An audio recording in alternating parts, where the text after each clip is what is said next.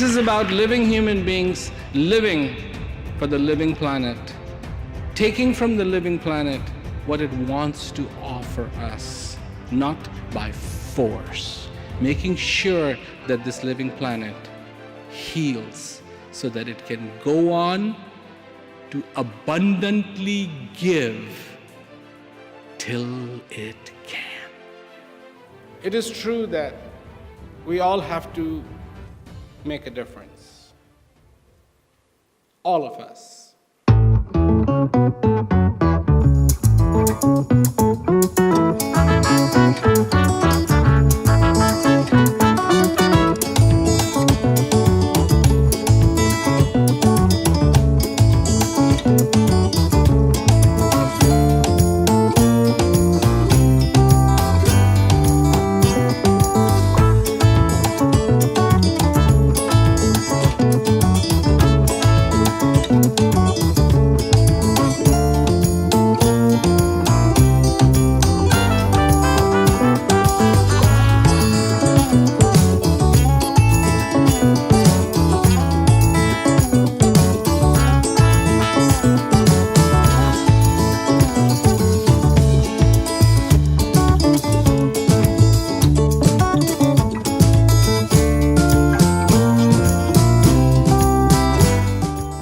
One small person can make a change, and I've seen this today in all the initiatives, and I think you're an inspiration. Your work is not just limited to your own geographical position, but through the WAF, you've made it available for everyone else, and we can only do it together, and you're not alone, and I'm so glad that I've been given this privilege to serve, and I hope to be able to give back as much as I've learned today. So thank you very much. Wassalamu alaikum wa rahmatullahi wa barakatuh.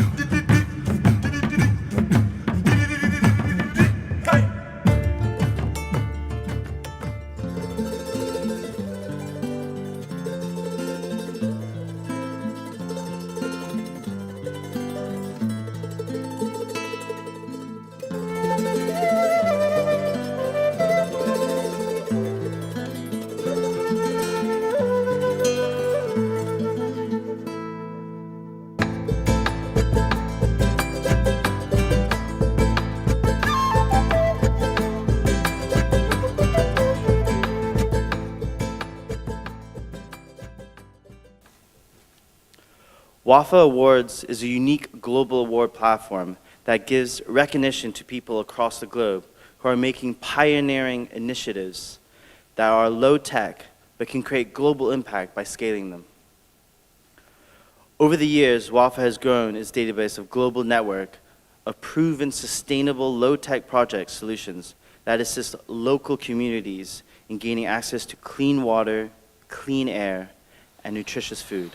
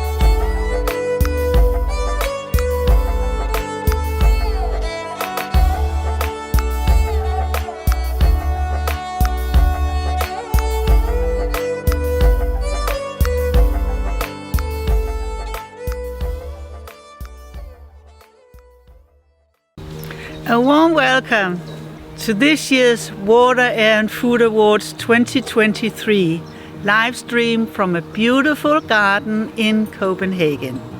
I'm Tina Lindgren, the Executive Chairperson and CEO of Water, Air and Food Awards. Your Royal Highness, Tengku Emir Shah Ibn Sultan Sharfuddin, Idris Shah Al High, Crown Prince of Selangor, Malaysia. Dignitaries, members of the business community, ambassadors, students, NGOs, and all of the wonderful guests that are watching this live stream all over the world. This year's finalists show ingenuity, tenacity, and entrepreneurship.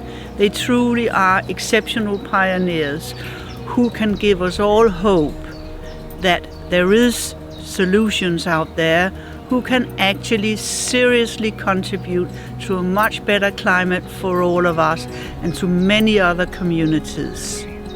They are special, they have a huge potential, and yes, they will really show us how they solve the access to clean water, clean air, and nutritious food. Your Highness, the stage is yours. Please grace us with your opening speech. Thank you. Hello, everyone. It is my pleasure to address you at this opening of WAFA Awards 2023. For this year's awards, I have been informed a total of 198 applications from 40 countries were received. Having gone through a rigorous selection process spanning a period of more than 9 months, the selection panel, comprising of international jurors who are experts in their own fields, completed the selection of 12 finalists, 3 each representing water, air, food, and youth climate. I am informed these 12 finalists have demonstrated outstanding creativity, persistence, and resilience, emerging from devastating conditions to restore access to clean water, clean air, and nutritious food. They are all bottom-up solutions using local resources and local ingenuity and ownership, overcoming all odds, all towards a healthy, sustainable environment. They are all silent heroes. A special mention on WAFA Youth Climate. It was created as a platform to encourage younger generation to take matters of climate change in their own hands, to bring solutions not only in their own communities, but also convey a message of hope to youth all around the world. I take this opportunity to extend my commendations to the outstanding efforts of all 198 applications for their initiatives and efforts in their local communities. You truly have marked your presence amongst the people involved globally, driving inspiring initiatives locally for a sustainable environment and a better tomorrow. Not forgetting, I would like to congratulate the amazing WAFA team for their tireless effort for creating this stage to shine a light again on these environmental warriors. And my sincere congratulations in advance to the deserving winners of WAFA Awards 2023. Thank you. Thank you so much, Your Highness. It was really inspiring to listen to you. And now I'd like to welcome Professor Catherine Richardson, who's the leader of the Sustainability Science Center at Copenhagen University. It has really opened my eyes to listen to the observations that Professor Richardson has made. And I am so happy that she will share her observations with all of us with regards to how much human action is inflicting on the health of the planet. And also bridging this observation to the solutions, to the strength of our silent heroes, our award winners, who can actually really help restore the health of our precious planet, our dear home. Over to you, Professor Richardson. Hi, it's a great pleasure to be here, and I want to congratulate everyone that's had anything to do with these water and food awards. They're so important because, as we often hear, we're living in the Anthropocene. Now, what does Anthropocene mean? It means that time of the history, in the history of the earth for people. And it doesn't mean for people, it means where people and our activities are now so encompassing that they can change the entire state of the earth. Until now, it's only been changes in the geological part, for example, tectonic plates or volcanism or a meteor that comes in that changes conditions on Earth, or something in biology, like when photosynthesis emerged or green plants emerged, that completely changed the state of things on Earth. Now, humans can do it too. This is problematic because we don't know that humans can survive on this planet in a much changed state. We know very well that we can thrive in the kind of conditions that have been here on Earth for the last 10 to 12,000 years. That's the period we call the Holocene, and it's in that period that everything we associate with modern humanity has emerged. So it would be very silly to deliberately do something that could change the conditions on Earth. Therefore, we need to consider the Earth's resources as a bank account.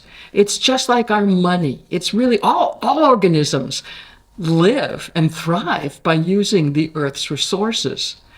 Humans are no different. All organisms are that way.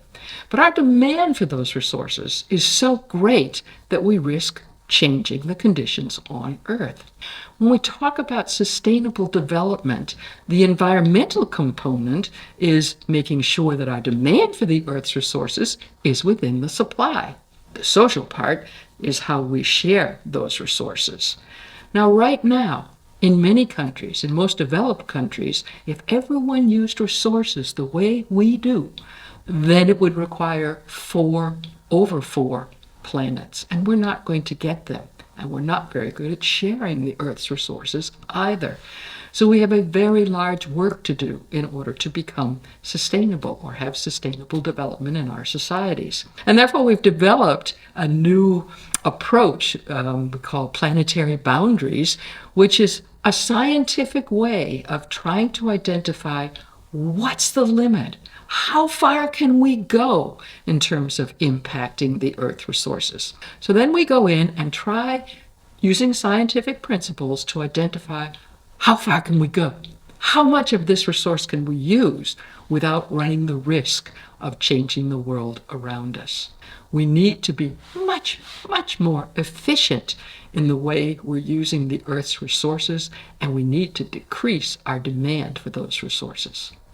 Humanity, that is to say, all human beings have a challenge because we have to manage our relationship with the Earth's resources at a global level.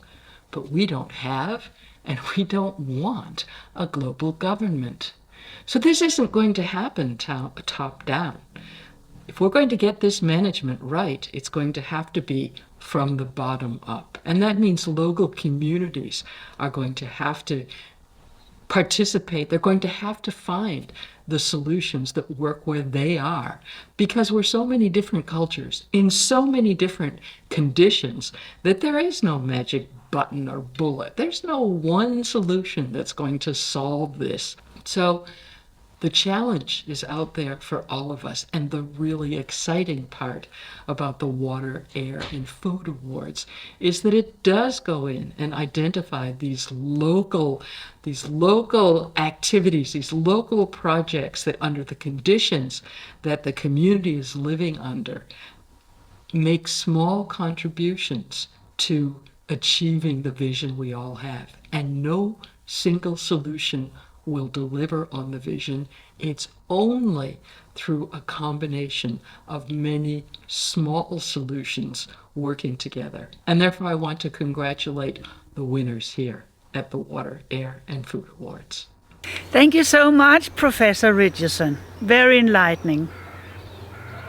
And now let's move on to the water category.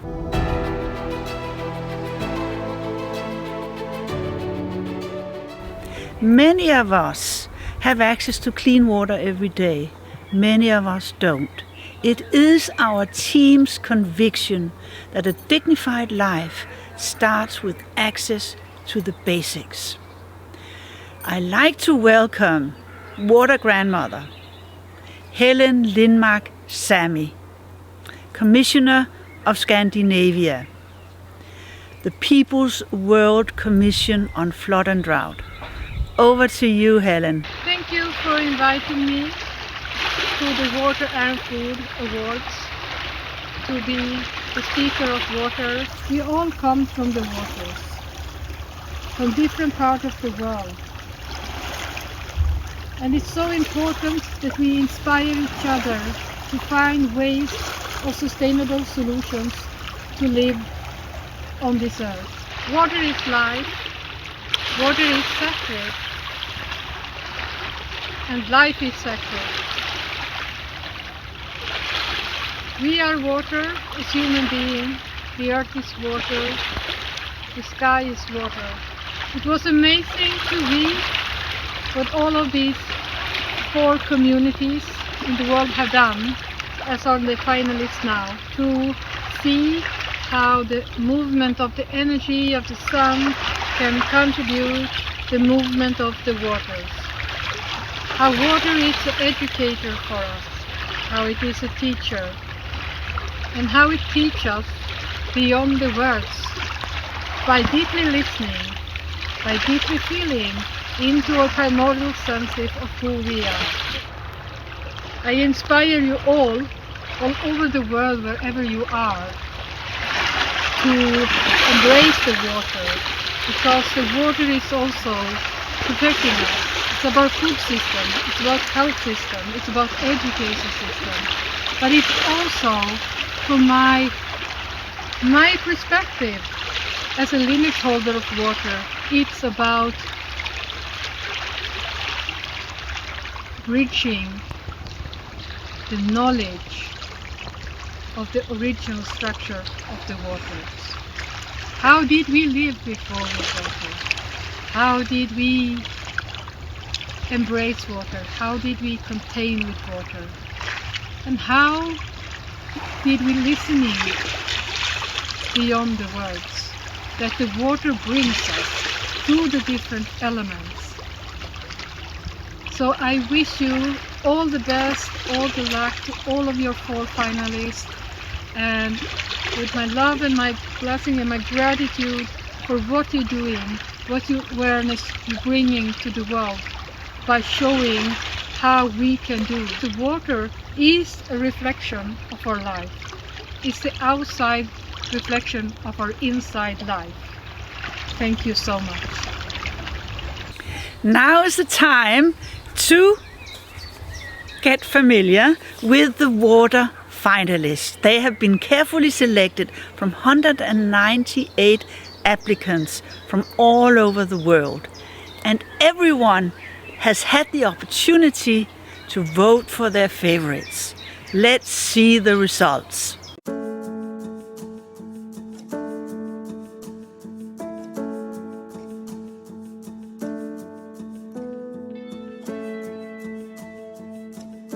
The Philippines, province of Negros Occidental. Reduced rainfall due to climate change and lack of government help meant that hill dwellers have to manually fetch an average of 40 litres of water a day from downhill. That's 1 to 2 kilometres. Most of the villagers are too poor to afford alternative water sources, and life without sufficient water leads to poor sanitation, skin and waterborne diseases, as well as malnutrition. The initiative from the Alternative Indigenous Development Foundation, AIDFI, aimed to supply water uphill for drinking, household use and to boost agricultural output in a way that would trigger further community development and promote environmental sustainability.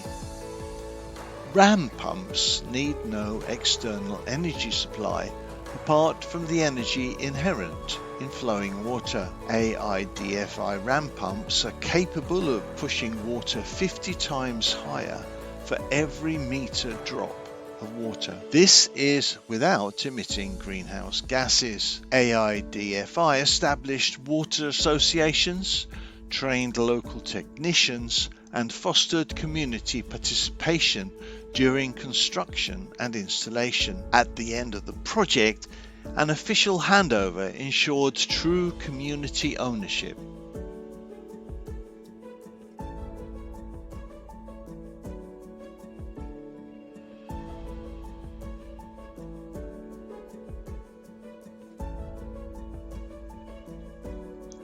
The initiative has directly impacted 290,000 people. AIDFI has installed about 1,200 ram pump systems in 580 communities, increasing the amount of water available per person per day and decreasing the impact of waterborne illnesses. It's improving education and enhancing agricultural output. Installed pumps deliver together over 11 million litres of water per day. The innovation saves the environment some 8,000 tonnes of carbon dioxide yearly. Also, the initiative has trained over 1,100 local village technicians and employs 33 people with regular, fulfilling green jobs.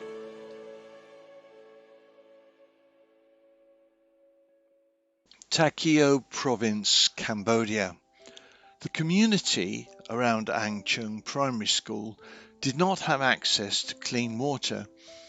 They had to consume water from plastic bottles that ended up littered on the roadsides.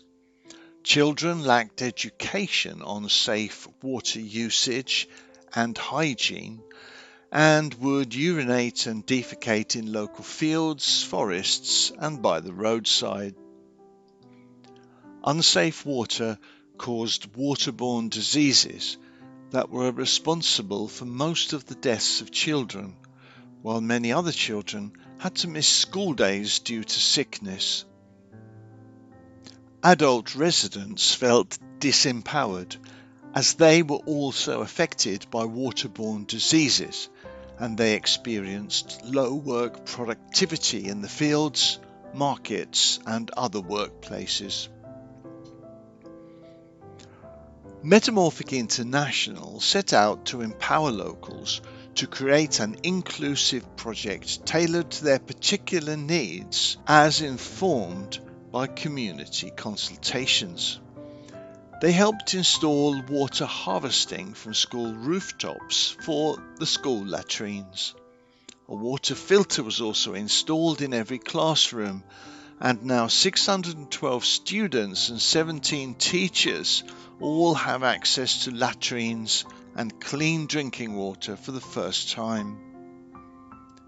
Metamorphic offered a 1-year water hygiene curriculum for students and trained locals on community development.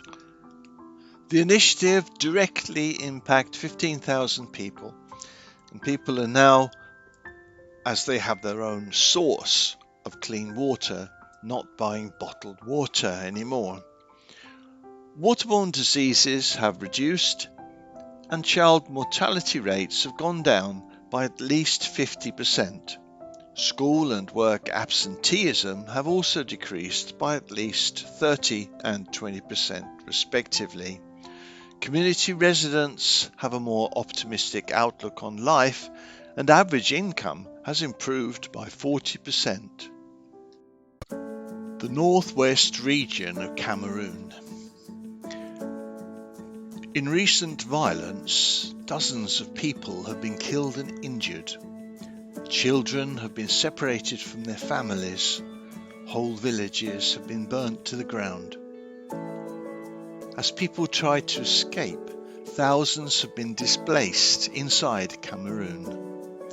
FAP forest and agroforestry promoters wanted to provide access to water for increased food, crop production for vulnerable, internally displaced persons. At the same time, They wanted to avoid carbon emissions from the use of diesel motor pumps.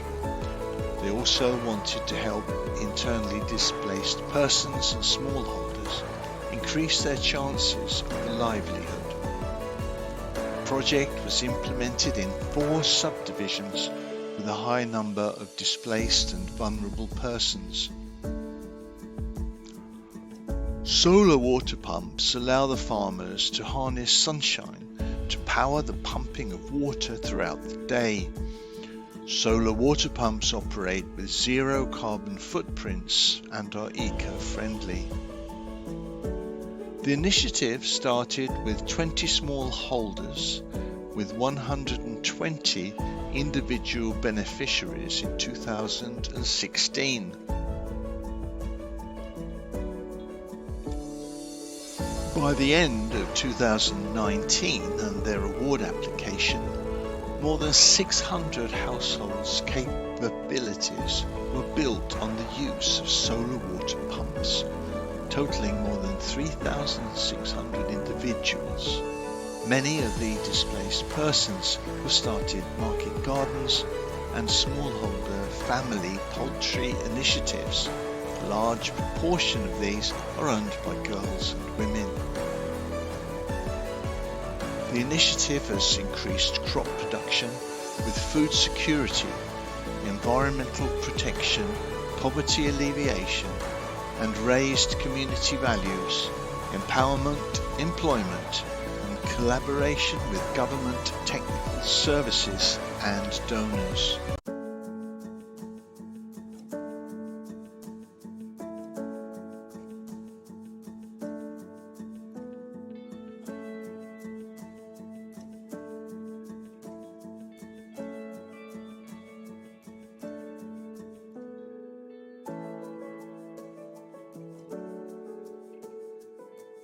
Tanzania. People need wood for cooking and to boil water to make it safe. As they used more and more wood, forests started to deplete. They were walking further and further for water as removal of forests affected rainfall and hydrology.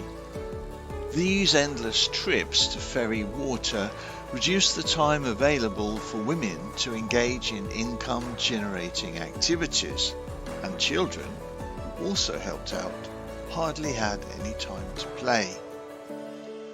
The Mercy Project Foundation aimed to collaborate with locals to eliminate this struggle required to access water. Mercy offered locals rainwater harvesting tanks as an incentive to get them to cooperate to protect and conserve the environment. They received the harvesting tanks on the grounds that if they logged trees in the area after signing a contract, the organisation reserved the right to take back the tank. This initiative has directly impacted 100 people, and the locals, especially women and children, no longer have to fetch water from afar. The locals cooperated to plant more fruit trees, and there is less tree logging, as they now understand the ecological benefits of the forest. There are now more trees in Mercy protected areas, and the once arid areas now receive ample rainfall.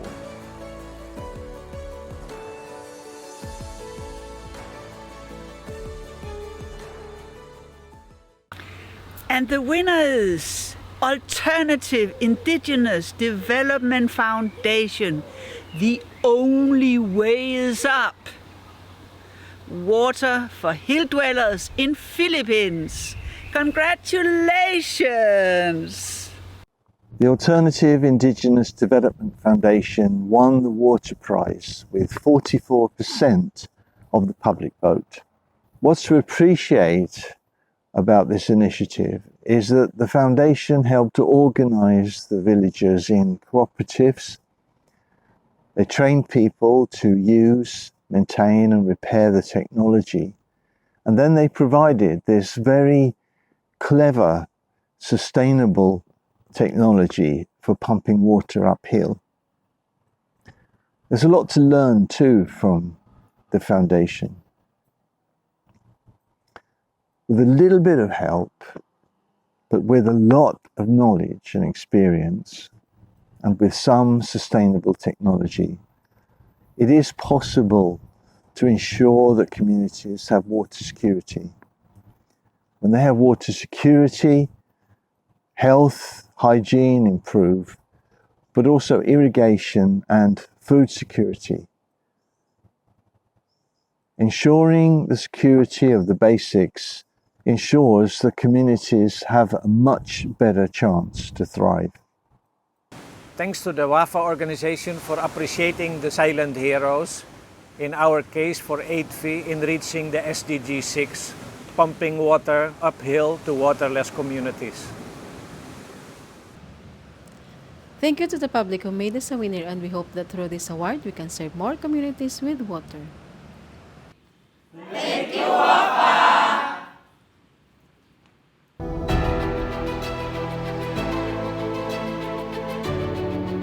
And now we are going to watch the initiatives, the finalists of the air category.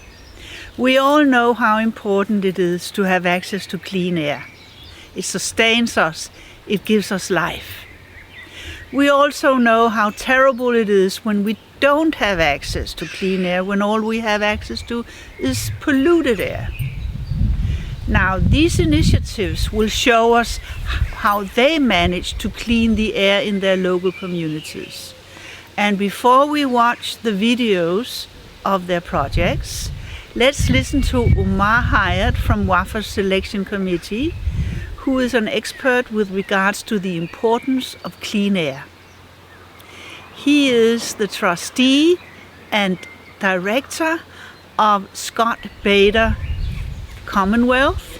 He is also responsible for the prestigious Gandhi Foundation International Peace Award. Over to you, Omar. Hello. My name is Omar Hyatt, and I'm here to present the air quality finalists. It is now pretty self-evident that air quality is important to all our well-being, both locally and globally. Air quality may sometimes require governmental or even intergovernmental support and collaboration, but some initiatives can be done locally.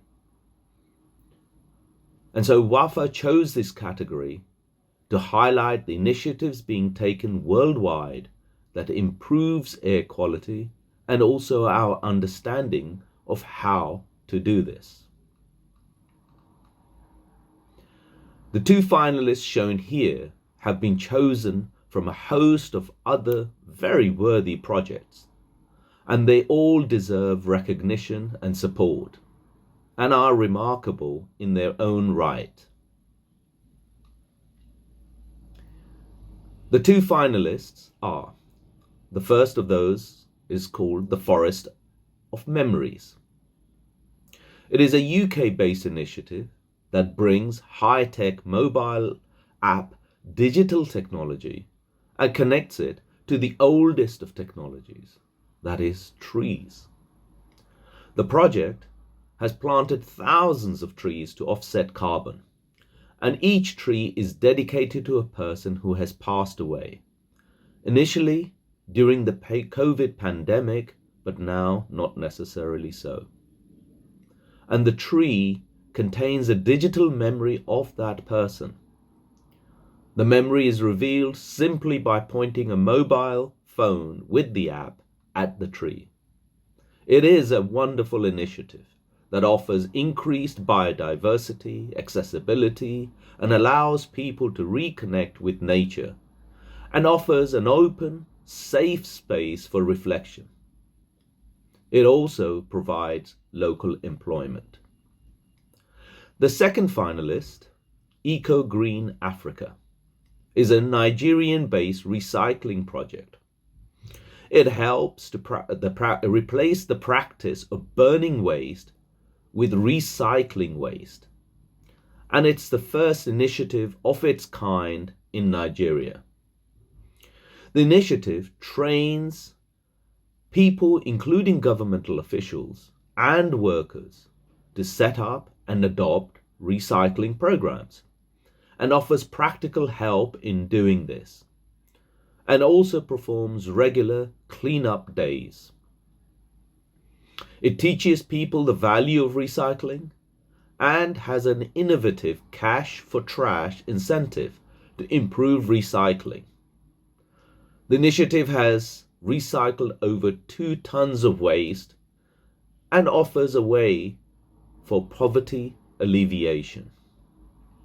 Thank you very much. Abuja, Nigeria. Prior to the initiative, there were no recycling programs, and the majority of Nigerians did not sort their waste. They burnt it instead, leading to air and water pollution, as well as adverse human health outcomes. Eco Green is a non-governmental organisation formed by young and vibrant civil servants across various federal ministries and agencies, as well as members from various countries in Africa. Eco Green set out to encourage Nigerian citizens to reduce, reuse and recycle in order to contribute to the protection of the country's environment. The initiative trained people, including employees of the Ministry of Environment, on how to correctly sort office garbage. Eco Green Africa organised cleanups, including activities for the 2021 World Cleanup Day in the city. This was in collaboration with the Federal Ministry of Environment and the Swedish Embassy. Its plastic waste partnerships birthed Cash for Trash and Adopt a Restaurant recycling programs. Eco Green designed colour-coded waste bins and also a smart recyclable waste machine that collects and sorts recyclable waste. Also, for every recyclable waste deposited, the smart machine will print out a payslip for the Cash for Trash scheme. The initiative has directly impacted 80 people. Over 2 tons of recyclable waste has been successfully diverted from landfills, and contract work opportunities have been created, thus contributing to poverty alleviation.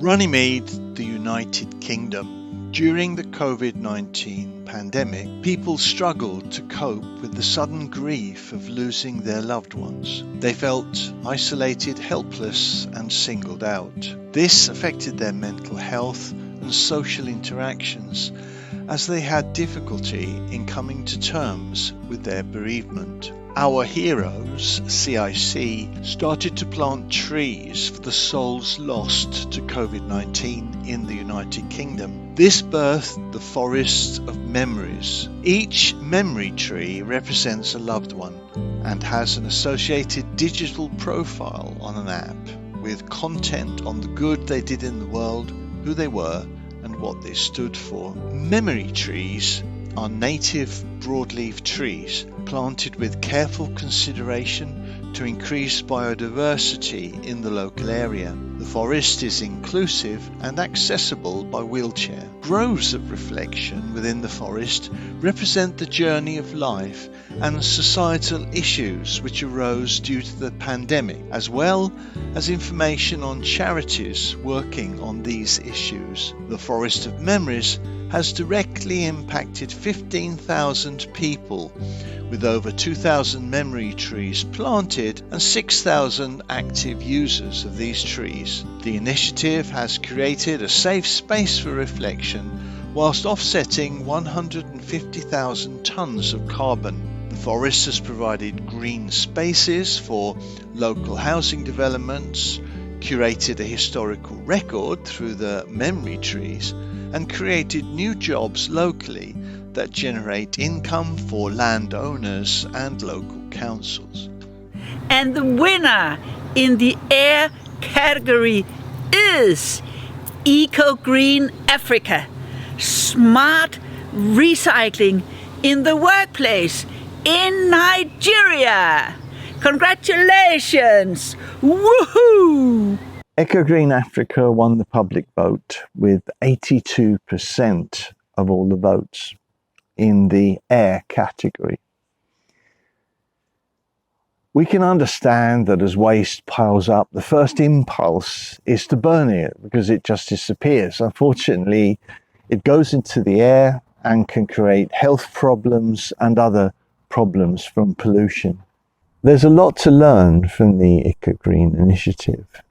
The first one is that we should use several solutions at once, but also that waste can be valuable, and that if we connect to waste the power of the economic system, we can accelerate sustainability. We want to express our deepest gratitude to the organizers of WAFA Awards for this incredible honor. Being recognized as the winner is a testament to the collective efforts of our dedicated team. Thank you for celebrating us as heroes and recognizing the importance of environmental conservation. Once again, on behalf of Eco Green Africa, thank you for this incredible honor. Let's continue to create a world where our planet remains a sanctuary for generations to come.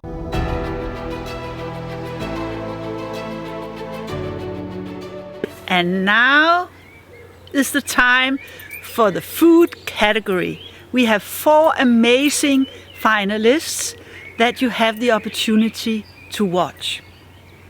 Before that, I invite Satish Kumar, founder of the Resurgence Trust, to share with us his experience and appreciation of water, air and food. Satish is an international author and speaker. He is also a peace pilgrim and a lifelong activist and has inspired global change for more than 50 years. He has devoted his life to campaigning for ecological change and regeneration and social justice. Over to you, Satish Kumar. It is my great pleasure to say that WAFA, Water, Air, Food Award, is one of the most outstanding contribution to our regenerative culture of the age. We are all dependent on water, and we need clean, fresh, and refreshing water for all living beings, humans as well as animals and birds and plants and trees. And therefore, water is fundamental, and water is precious. Water is sacred. We can learn from water to flow. We can learn from water to quench the thirst of all living beings. Water does not discriminate against anyone. Whether you are a king or a beggar, whether you are a saint or a sinner, you drink water. And water will quench the thirst of anyone and everyone. And therefore, looking after water is our responsibility. In the same air, air looks after all of us. And if we pollute the air, we have to breathe it. And therefore, this climate change, global warming, carbon emission and pollution of the air, we have to stop that. And the same is with the food. Food is fundamental. And without food, we cannot live. All our technology, science, cars, computers, roads, aeroplanes, everything is icing on the cake. Food is the fundamental. But somehow we think the food we take granted. And we have to just have a technology and science and going to the moon and crossing across the world and flying and all that we have given much more importance. But WAFA reminds us that let's go back to the basics and let us see that our water, our air, our food are in good condition. They have integrity, they have freshness, and they are not polluted, they are not wasted. And these awards are given to those who are committing themselves at the grassroots level in the villages, in all kind of rural areas or urban areas, wherever they are, at the grassroots level movement. This movement is absolutely wonderful and amazing. I can only say that I'm so inspired with WAFA, and I'm so impressed with the WAFA, and I'm full of admiration for WAFA, and I wish that WAFA goes from strength to strength year after year, awarding and rewarding and recognizing and celebrating the grassroots workers and activists who are looking after our water, our air, and our food. Thank you, WAFA, and thank you, the organizers of WAFA, and thank you for those who are receiving the award, because you have been the salt of the earth. You have been at the grassroots level doing things which are not in the headlines, which are not in the newspapers or radio or television, but you are silent and you are humble and you are active at the grassroots level. So I congratulate you and I wish you that you go from strength to strength. Thank you. And now, the 4 finalists in the food category.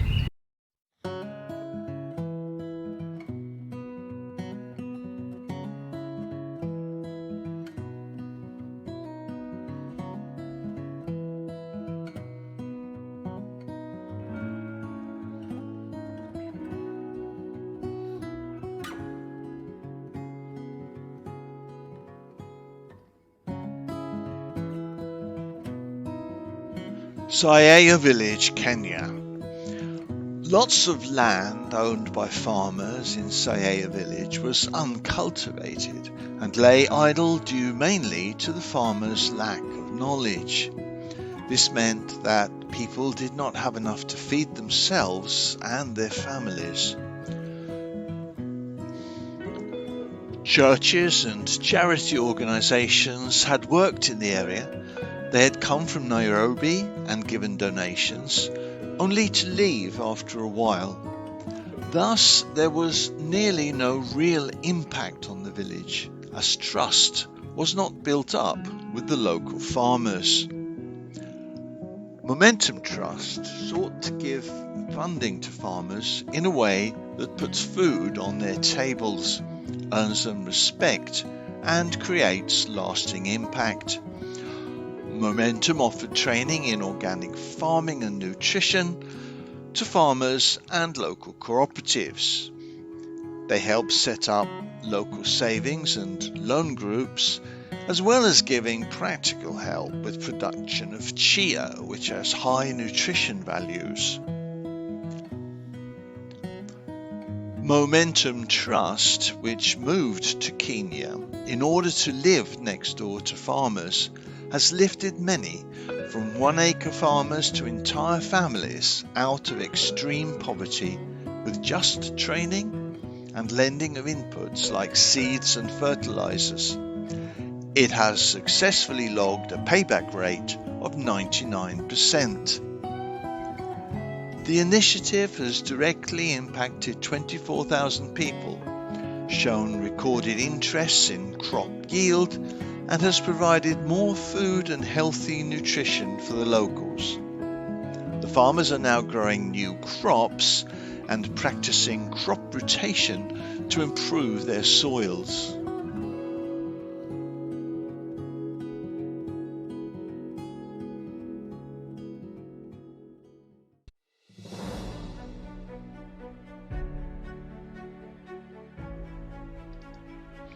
Ahmednagar City, India. Ahmednagar City, India. In 2020, the long, drawn-out COVID lockdown created huge food and health challenges for city residents, affecting everyone, regardless of their status, class or creed. Harriet Singh, his classmates and colleagues came together to respond to the pandemic. The group were running a tea and toast outreach to patients at the local hospital. They quickly expanded to start distributing food to residents, including roadside beggars and immigrant workers. Within a day of their initial outreach, they had received 350 food requests. This grew into Gaga Langar Siwa Initiative, partnered with Ahmednagar Police. They formed a team to collect food from donors and to distribute it to those in need through forms on social media and via a phone helpline. A team of 65 volunteers divided the tasks of distribution, donations, collection, cooking, data management, publicity, and administration between them. They delivered food daily to registered individuals and those in need along the way, distributing packets of cooked food, water, and herbal immunity booster drinks. They also set up and ran 2 COVID care centres, partnered with Ahmednagar Municipal Corporation. Over 11,000 immigrant workers were supplied with food and water. The initiative impacted over 1 million people directly, distributing 575,000 food packets and 2,500 monthly grocery kits for families of 4. Many others have benefited from associated healthcare, transportation, and child education schemes. Currently, the initiative for feeding the hungry is still going on for hospitals and needy people in Ahmednagar.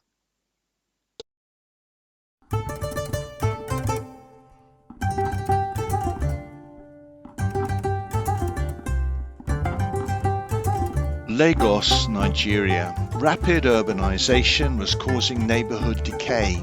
In the suburb Agege, the population density is approximately 60,000 inhabitants per square kilometer, and poverty in Agege is manifest. 60% of the population in this area fall within the poverty bracket, and poor urban households spend about 90% of their small income on food, because they are mostly self-employed, making precarious livelihoods from petty trades or other low-level occupations. The initiative set out to reduce the level of hunger, poverty and employment. It set out to create a food and agricultural system that is managed and operated by family labour and helps to improve locals' quality of life, dignity and equity. The initiative trained women and youths to farm vegetables, snails and poultry. Households received starter kits containing seeds, soils, fertilizers, containers, poultry birds and snails. They were helped to set up farms for small crops and livestock farming operations. The family program trained and empowered over 250 beneficiaries to successfully establish snailery, poultry and backyard vegetable farms in 20 communities in Lagos, thus transitioning them from food insecurity to food security. There was an increase in women's participation and farm yields. The trainees have in turn trained about 400 other women in their different communities. Furthermore, the program and its landless farming approach has positive effects on the environment and as such has prevented likely environmental degradation. Kanzangula district in Zambia. Most communities in the district are in remote rural areas and they depend on subsistence farming as their main source of income. Severe drought perished crops and brought devastating hunger. Many villagers, widows and orphans without food, relied on handouts from neighbours. Farmers had to sell their livestock at vastly reduced prices to buy maize vegetables to feed their families. Communities desperate for money to buy food were also cutting down trees to produce charcoal for sale. The founder of the butterfly tree started raising funds and awareness with the aim of getting food directly to the people to alleviate their hunger as quickly as possible. Butterfly Tree provided maize and other foods to households.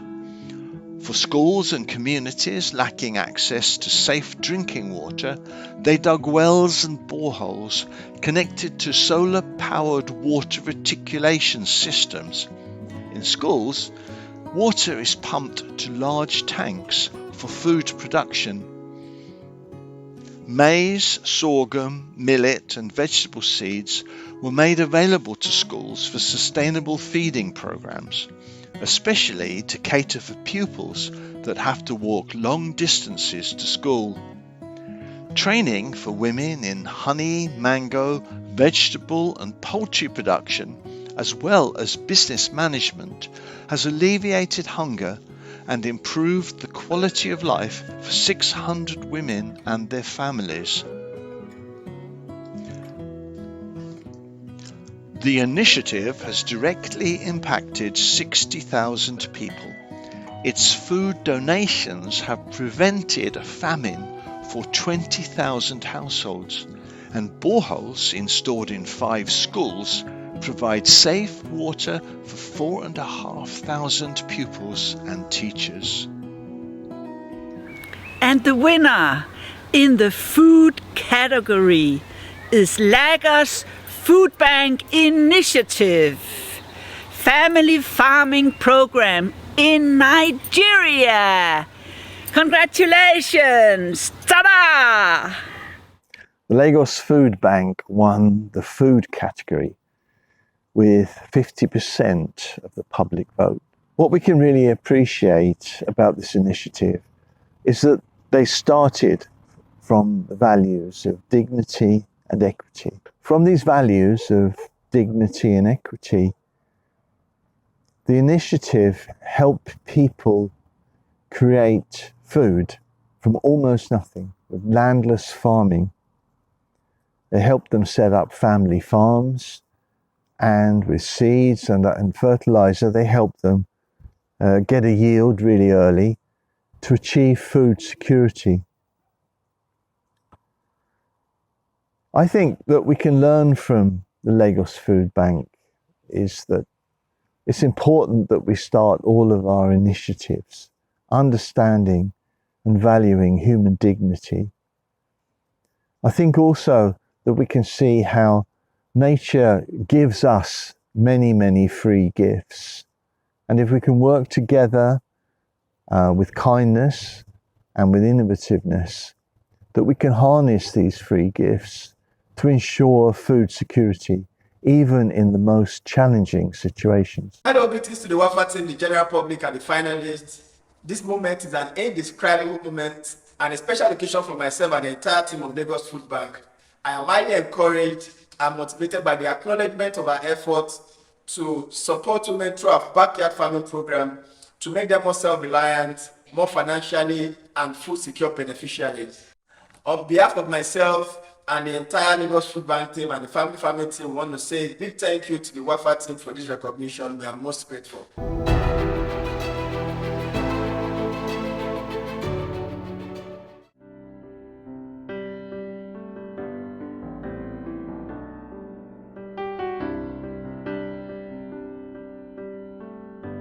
One lit candle can light 1,000 more, and one small voice becomes a deafening roar. One who stood alone becomes a seed forever sown. One lit candle to call our own.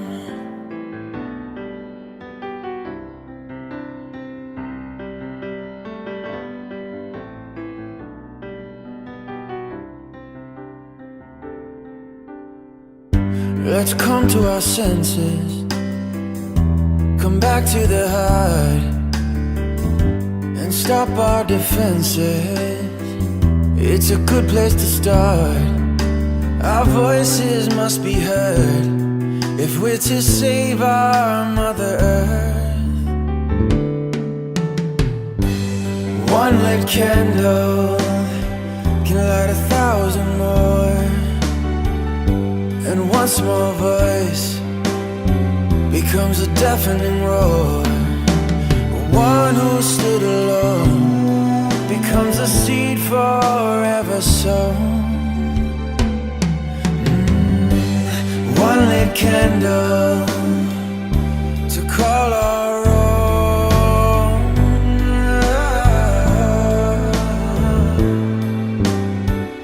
And I think of the children that we left behind, 'cause we did nothing to help them survive.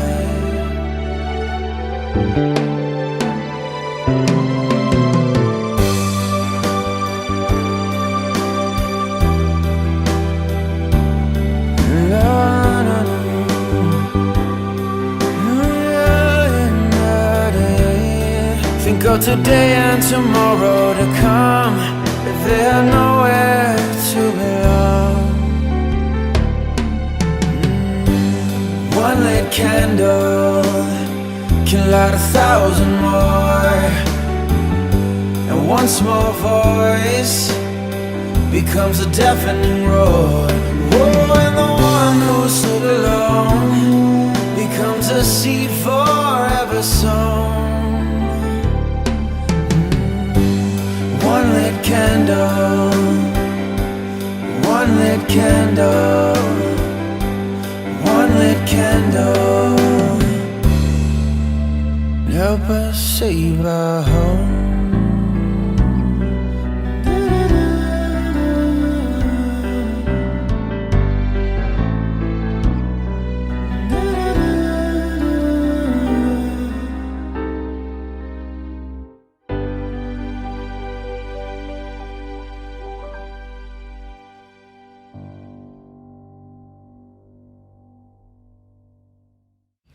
And now we are moving on to the youth climate category.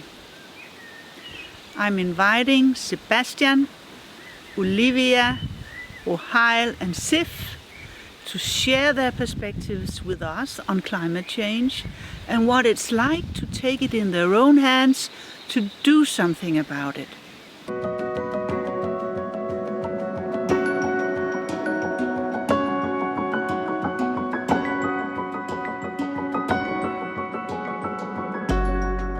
My name is Sif and I am 28 years old and I am studying landscape architecture at the University of Copenhagen, and I'm half Danish, half Malaysian. I've also been a part of the Danish climate youth movement. My name is Sebastian. I study my master's degree here at CBS, where I study management of innovation and business development. I'm also currently acting as president in something called CBS Climate Club. My name is Olivia, and I'm doing a PhD in physics, where I'm working with cattle and trying to do thermal water splitting.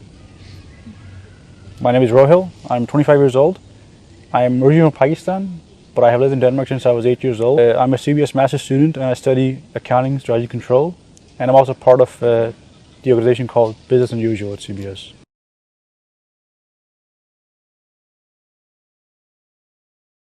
But I think for me personally, it's more the intellectual feeling about it, you know, how climate change affects me, because it's the idea of what's going to happen in the future, how it's going to affect our agriculture, you know, our heating and everything. I sometimes feel a little overwhelmed when thinking about climate change, because I feel that we are now at a place where it's about damage control more than not feeling any of the weather changes at all. But that's why I also think that turning this feeling of being overwhelmed into some kind of action in terms of what are you studying or how are you working, who are you engaging with, how do you talk about this with your friends and family, is something that can really help to that feeling. of doing something instead of just being somehow paralyzed by all of it. Because I think it is really critical, and I think it's something that our generation is more aware of than probably the previous generation. But we often talk about, oh, what's this going to cost our farmers? What's this going to cost our society?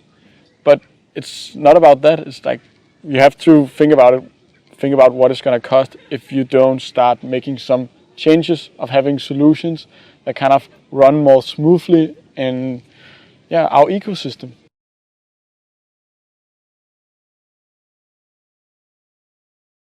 So what I personally do, and I think I see a lot of people in our generation do now, is like, we try and raise awareness for these things, because if we discuss it, if we talk about it, if we realize it, then perhaps change can come. Where we kind of have to move our mindset from thinking about our natural resources and our ecosystems as something we can gain from economically to a moral question. Yeah. And to say these are things that belong to all of us. You see where we sit, it's basically dead. These trees, they're all alone, there's no plants around them. Cut down everything to make this nice garden for us to be at.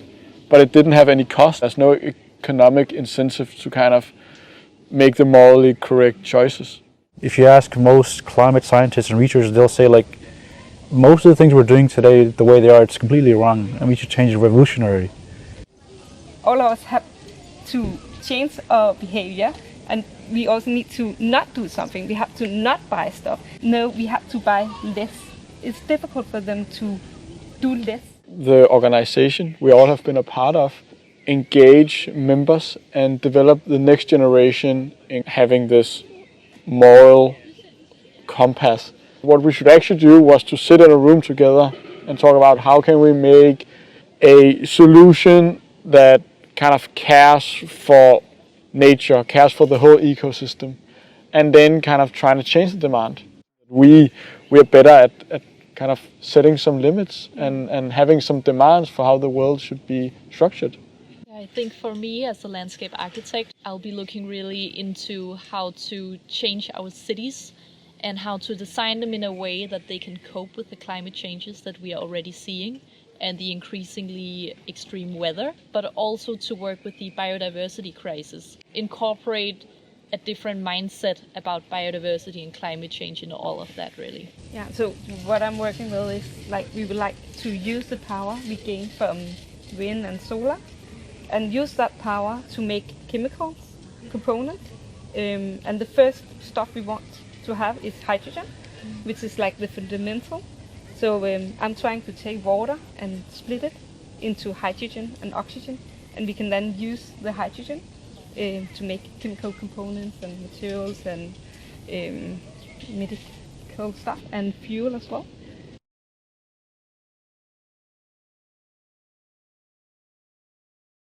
When I see that there is a change in the mentality when it comes to climate and biodiversity crises, and I think creating these communities within climate activism or workplaces or within research fields that can make a difference, that really gives me some kind of hope. Yeah. To not be afraid of telling your opinion, but also to meet people where they are. Not everybody will sit and talk about a biodiversity crisis. If you have a crisis, it's crazy to talk about, but that's how it is. And I think it's so important to kind of, meet people where they are and meet different expectations so we don't polarize. I've been an activist, a climate activist for 15 years, and back then it was not sexy to be a climate activist. It's actually quite sexy now. Young people like to be engaged in the climate change, and I think that is positive. It's just knowing that people care about this, that they want to do something, being here with you guys, being with other people who think about this, they care about it. I think that's the most important thing, because climate change as it is was brought about by humans, by our actions. And so if we care about it enough, I think we can take actions which can improve the situation as it is. So I think that's the most positive thing for me, to see that people care about it and they want to do something. And now we're going to watch Olivia in action with her research at Danish Technical University, finding solutions for clean air, hence participating in resolving the climate crisis. I 2009 der bliver jeg anholdt under COP15 i København. Det er en demonstration på 100.000, og vi er 1.000, der bliver anholdt. Vi står så og danser med Hare Krishna, inden vi sådan bliver taget en af gangen og sat ned i de her futtog. Altså det her billede, der kan man se, at jeg sidder her. Vi sidder der, jeg ved det ikke, nogle timer på en meget kold jord, der var frostgrader. Og så kommer de her hunde og gør os op i hovedet, og der er politi over det hele, og det var meget traumatisk at være i. Efterfølgende så tænker jeg, at jeg nok skal finde en anden måde at udtrykke mig på, end at være aktivist. Jeg ønskede at skabe løsninger og snakke mindre. Vi kan se, at temperaturerne stiger, havene stiger, vi får flere naturkatastrofer. Vi har brug for, at der skal ske noget. Men det er ikke nok, at vi bare siger, at vi bliver nødt til at skabe forandring. Vi skal finde nogle løsninger. Så jeg ender på DTU-fysik, fordi det er der, jeg tænker, at der er de største muligheder for at skabe nye løsninger til en grøn omstilling.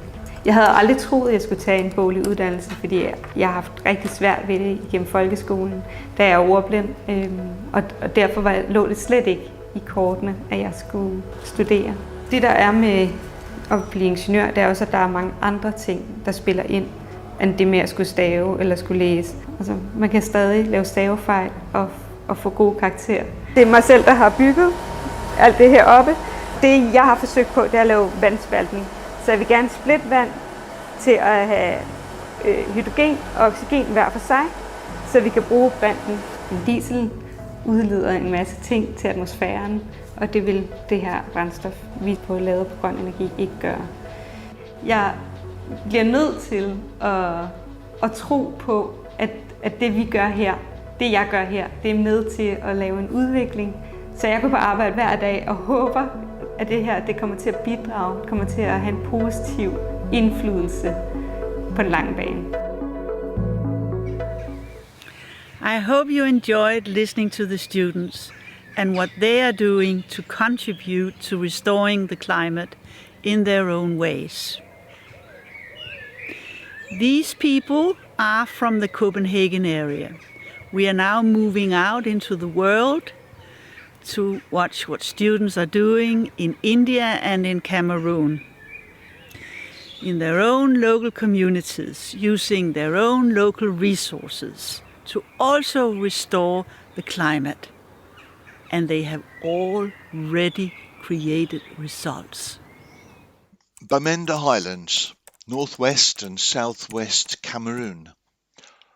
Population pressure in the Bamenda Highlands, where most land is used for pasture and food crop farming, was leading to forest fragmentation and biodiversity loss. Traditional farming practices, combined with the effects of climate change, had reduced crop yields to the extent that subsistence farming was no longer meeting the food demands of families. Soil burning for quick vegetation regeneration was depleting soil fertility, and soils were eroding, especially on the slopes, causing rivers in the valleys to silt up and water sources to dry up.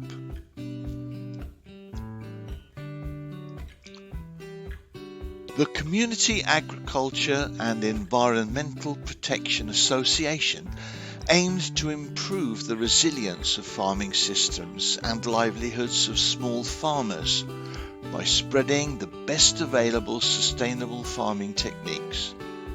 And to help cope with climate variability and long-term climate change, they planned to increase afforestation. The association provided the seeds, tree species and manure to enhance the soil. It helped farmers plant crops on contour to minimize erosion and taught them to conserve and compost organic waste to use as a soil enhancer. They provided systems that capture water during rainy periods for use when water becomes scarce. Farm yields have increased threefold, supporting farm families with surplus for sale at local markets. Watershed and river and creek protection is also reducing soil erosion and improving water quality. A simplified handbook on Cameroon land tenure system has been produced, and workshops have helped women establish micro businesses. The initiative has directly impacted 32,625 people. It's trained 500 innovative farmers and resulted in the planting of 5,000 trees.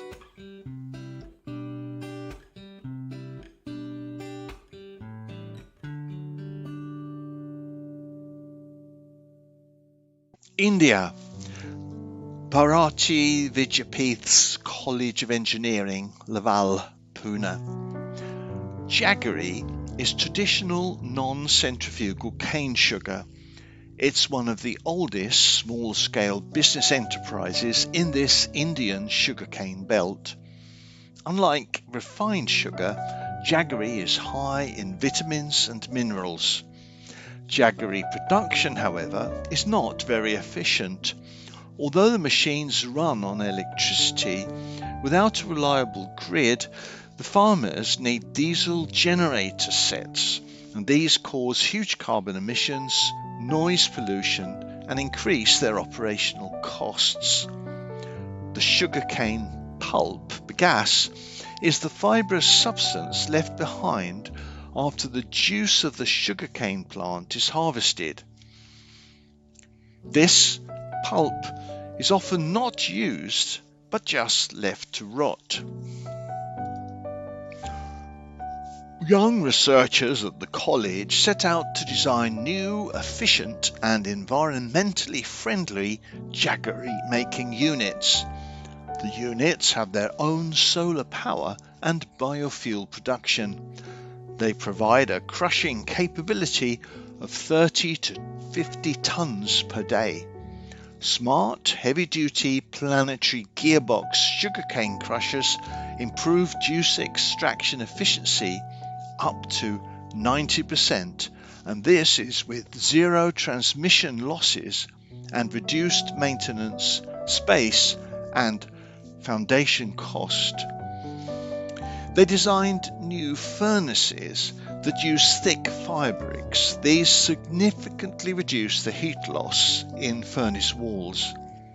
The initiative has directly impacted 2,500 people with rural employment opportunities and more empowerment of women. They are generating 16 megawatt hours per year of environmentally friendly electricity. Greenhouse gas emissions have been reduced by 7%. There are now no power shortages, blackouts or load shedding issues, and diesel consumption is reduced by 90% compared to conventional jaggery units. And the winner in the Youth Climate category is Bharati Vidyapith Engineering College of Laval. Energy economic self-sufficiency of farmers and women entrepreneurs in India. Congratulations! Ta-da-da! The College of Engineering won the Youth Climate category with 60% of the public vote. We can really appreciate that these young researchers from an academic environment started to address the local challenge of fossil dependency. This is not just a local challenge, but it's also a global challenge. They were able to take an inefficient, polluting industry, help turn it around, ensure that local industries could have a sustainable income and even help these industries thrive. We can learn that young people, with their innovativeness and their energy and drive in academic environments, are really important, and that when we harness them together with local challenges, that we can really accelerate moving towards sustainability. Very much for selecting me for this prestigious award and honoring me with a great award. I am really thankful to the entire WAFA team selection committee and the advisory board, especially Stephen Hinton sir, Dr. Madhu Pillai, Dr. Noruddin Ahmad sir and Ms. Lena Lindgren ma'am for recognizing my work. At the same time, I would like to thank all my colleagues, friends, research team, especially Professor Dr. Shivajirao Kadam sir, Dr. Vishwajit Kadam sir from Bharatiya Vidyapit University, Pune, India. At the last, I would like to thank you, my family, friends, farmers, farmer producer groups who have supported me during this entire research journey. One thing I want to mention here is that I am always ready to support and transfer my knowledge in the field of sustainable energy and agriculture for the betterment of the society throughout the world. At the same time, I would like to dedicate this award to all the farmers and rural entrepreneurs. This award is dedicated to all of you. Thank you very much. We are now concluding the ceremony. Since 2010, when we did our very first award celebration in Copenhagen at Copenhagen University, we have received 599 award applications and celebrated 18 winners from countries all over the world. These silent heroes are giving us hope that people can inspire each other via their actions. They can share their solutions towards making this world a better place. A world where all of us have access to the basics: water, air and food. I also want to thank the team, the WAFA team. You have done an amazing effort to make this award event happen. Thank you so much. And our sponsors, you are also part of us. You are also the reason why this award event could happen. Big, warm thank you to all of you. It's very close to my heart to thank all of you who have been helping WAFA throughout the years. Without you, we wouldn't be here today. We wouldn't be celebrating the silent heroes of 2023. Board of Directors, you have shared your expertise, you have given advice and support. It has meant a lot to all of us, to the team. Selection Committee, you have taken time out of your busy schedules to evaluate the many award candidates, and you have come forward with 12 amazing finalists. And our wonderful voters all around the world who have voted for their favorites. Thank you so much for participating. It's been a joy to see the votes come in and come in and come in. So exciting. Our patrons, Your Highness, Crown Prince of Selangor, Malaysia, Tengku Amir Shah Ibni Sultan Sharifuddin Idris Shah Al-Hai. Sustainability and Youth Development, in your role as patron of the Raj Mudha Foundation, really I find is so important. Youth is our future. They will participate in restoring our precious, precious climate and our planet. And by supporting them, you are part of a very, very important transition to the next generation. I really sincerely thank you. Your Royal Highness, Princess Basma bint Ali of Jordan,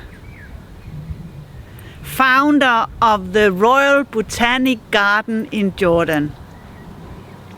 Your work with restoring biodiversity and helping people in need restore their livelihoods is extraordinary. It's so admirable. It really gives me hope. I think it gives many people hope, and I truly hope that so many other countries will be inspired by your work.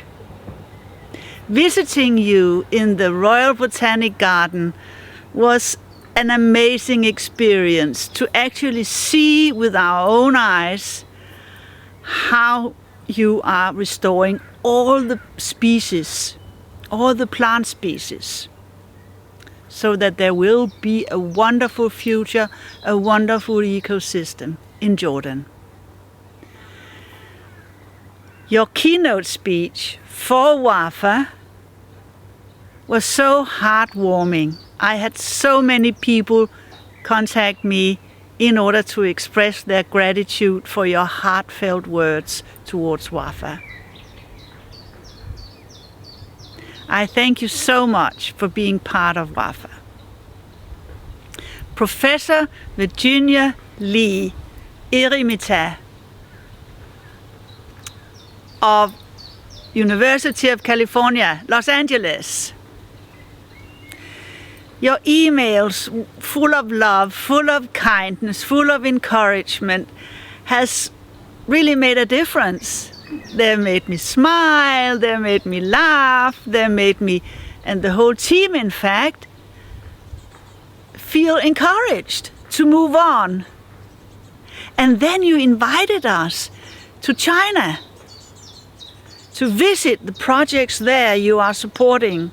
Children who are restoring their own livelihoods, or what can I say, who is growing food sustainably and feeding their schools. What a wonderful way to grow up. Your work really makes a difference. Thank you so much. Mr. Prem Rawat, it's been wonderful to receive your support. It's been so needed, it's so cherished, and it's a huge part of what WAFA is today. Your keynote speeches at some of our award events have inspired so many people around the world. And it's very clear now that peace comes first, then prosperity. I also remember when we talked and you said, realize, understand how important recognition is. I didn't quite understand it at the time. Now I know. The award winners, they thrive. They attract resources to scale and to replicate their solutions. Even governments, in some cases, come forward to make their projects a national program. Giving recognition has been such a big part of their progress. It strengthens them inside, it strengthens their motivation, and it attracts resources, the resources they need. I really do know now the value of recognition. It is just so big, so good. Thank you so much for envisioning WAFA and for sharing your wisdom, your wit, and your commitment You reach so many people all around the world, millions of people, with your message of peace. Big thank you.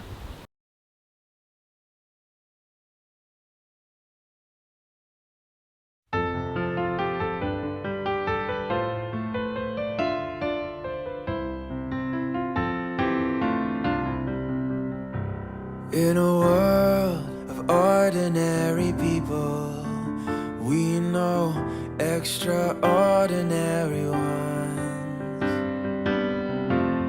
In a place of insanity, we see true humanity. Oh, in mothers and fathers, in daughters and sons. Against the odds, they come together, so we may thrive, free of despair, and answer to our prayer. One town, one village, one city at a time. Silent heroes in the mist, let's bring them to the light. Silent heroes among us, and now is the time to align. It's time to rise up, come together and shine.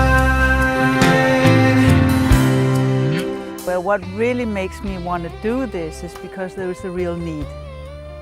There is both a need to spread the very good solutions for water, air and food, and there's also a need to convey a message of hope. I think you're an inspiration. Your work is not just limited to your own geographical position, but through the WAF, you've made it available for everyone else. It's time to hear their voices and reward their choices. We need good shelter.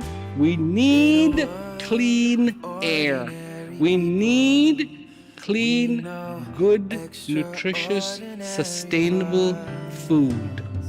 And we need to stop completely contaminating and overusing the most incredible resource that we have, that is water. Mothers and fathers, daughters and sons.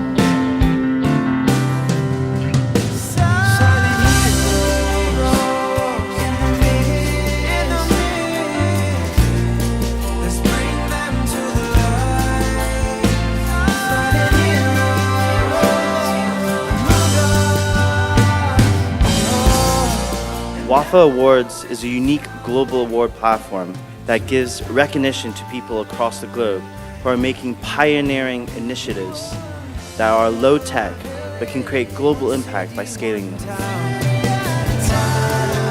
Not blaming, but taking action, having this opportunity in our lives, and being a part of this incredibly noble cause. So I applaud all of you. It's time to rise up, come together as one.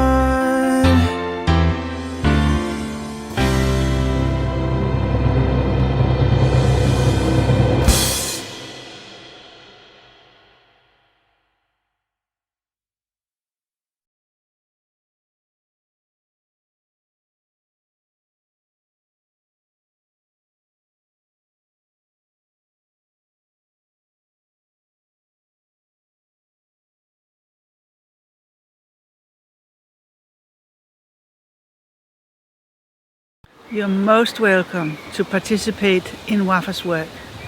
Together with the Silent Heroes, together with the team, associates and friends. You can go to our website, send us an email, and let us know that you want to be part of making a difference. Thank you for watching.